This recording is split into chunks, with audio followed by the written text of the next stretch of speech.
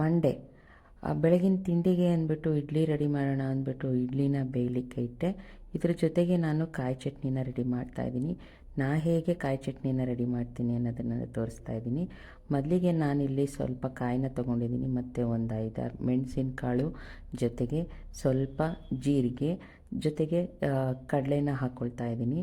ಇದ್ರ ಜೊತೆಗೆ ಸ್ವಲ್ಪ ಹುಣಸೆಹಣ್ಣು, ಬೆಳ್ಳುಳ್ಳಿ, ಜೊತೆಗೆ ಖಾರಕ್ಕೆ ಹೇಗೆ ಬೇಕೋ ಅಷ್ಟು ಹಸಿಮೆಣಸಿನ್ಕಾಯಿ, ಕೊತ್ತಂಬರಿ ಸೊಪ್ಪು ಮತ್ತು ಮನೆಯಲ್ಲೇ ಬೆಳ್ಕೊಂಡಿದ್ದೀನಿ ನಾನು. ಇದು ಹೆಲ್ತ್ಗೆ ಒಳ್ಳೆಯದು ಅನ್ನೋ ಕಾರಣಕ್ಕೆ ದೊಡ್ಡ ಪತ್ರೆನ ಸೇರಿಸ್ಕೊತಾ ಇದ್ದೀನಿ. ಬೇಕು ಅಂದರೆ ಸ್ಕಿಪ್ ಮಾಡ್ಕೋಬೋದು.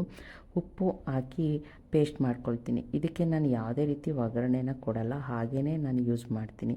ಇದ್ರ ಜೊತೆಗೆ ನಾನು ಪೀನಟ್ ಸಲಾಡ್ನ ಪ್ರಿಪೇರ್ ಮಾಡಿಕೊಂಡೆ. ಅದೇ ಪೀನಟ್ ಸಲಾಡ್ ಪ್ರಿಪೇರ್ ಮಾಡ್ಕೊಳ್ಳೋಕ್ಕೆ ಎಲ್ಲ ಕಟ್ ಮಾಡಿ ಇಟ್ಕೊಂಡು ಅದನ್ನು ರೆಡಿ ಮಾಡಿಕೊಂಡೆ.